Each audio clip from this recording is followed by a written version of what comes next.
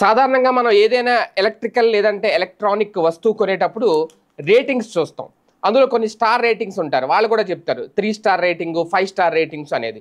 ఆ ఆ రేటింగ్స్ ఆధారంగా అది ఎంత బాగా పనిచేస్తోంది, లేదంటే రేటింగ్ ఎక్కువ ఉంటే గనక తక్కువ విద్యుత్ అంటే మనకి విద్యుత్ ఆదా అవుతుంది. ఇప్పుడు ఏసీల విషయంలో అంతే ప్రధానంగా.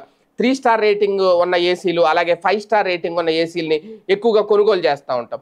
3 స్టార్ రేటింగ్ ఉన్నది కాస్తంత రేట్ తక్కువ ఉంటది. కానీ ఎక్కువ విద్యుత్ వినియోగం అవుతది దీనికి సంబంధించి అనేది వాళ్ళే చెప్తారు.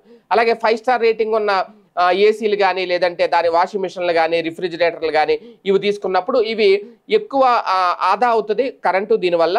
అలాగే వినియోగం కూడా బావుంటదనే చెప్తారు. అయితే ఈ రేటింగ్స్ కూడా ఇప్పుడు నకిలీ వచ్చేస్తున్నాయి అంటూ తాజాగా ప్రభుత్వానికి బీఈఈ విజ్ఞప్తి చేస్తుంది.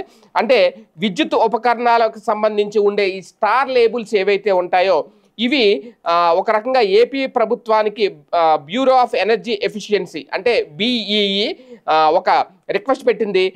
బీఈఈ కార్యదర్శి మిలింద్ రియోరా అలాగే డైరెక్టర్లు క్రమన్ అభిషేకులతో కలిసిన స్టేట్ డిజిగ్నేటెడ్ ఏజెన్సీ ఎన్డీఏలతో సోమవారం వర్చువల్గా సమీక్ష నిర్వహించారు.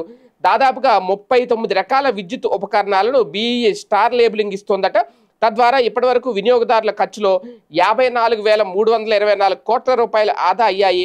58 మిలియన్ టన్నుల కర్బన ఉద్గారాలను నివారించగలిగామని చెప్పారు. అయితే ఈ నకిలీ స్టార్ లేబుల్ కనుక ఎక్కువగా మార్కెట్లోకి వస్తున్నాయి.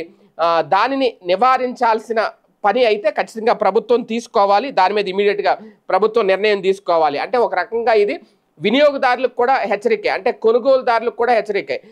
ఇప్పుడు స్టార్ లేబుల్స్ ఇప్పుడు 3 స్టార్ 5 స్టార్ రేటింగ్స్ ఇచ్చినంత మాత్రాన అవి నకిలీవా ఒరిజినల్వా అనేది వినియోగదారుడు ఎలా నిర్ధారించుకోగలుగుతాడు అనేది అక్కడ కీలకం. అక్కడ ఏదో ఒక స్టిక్కర్ వేస్తారు, ఇది 3 స్టార్ రేటింగ్ ఉంది, దీనికి 5 స్టార్ రేటింగ్ ఉంది. ఉన్నంత మాత్రాన అది వాస్తవమా కాదా, ఒరిజినల్దా నకిలీదా అనేది ఎవరు తేలుస్తారు? ఇది ప్రభుత్వం దీనికి సంబంధించి ఏమన్నా ఒక ప్రామాణికంగా తీసుకొస్తుందా ఏంటనేది చూడాలి.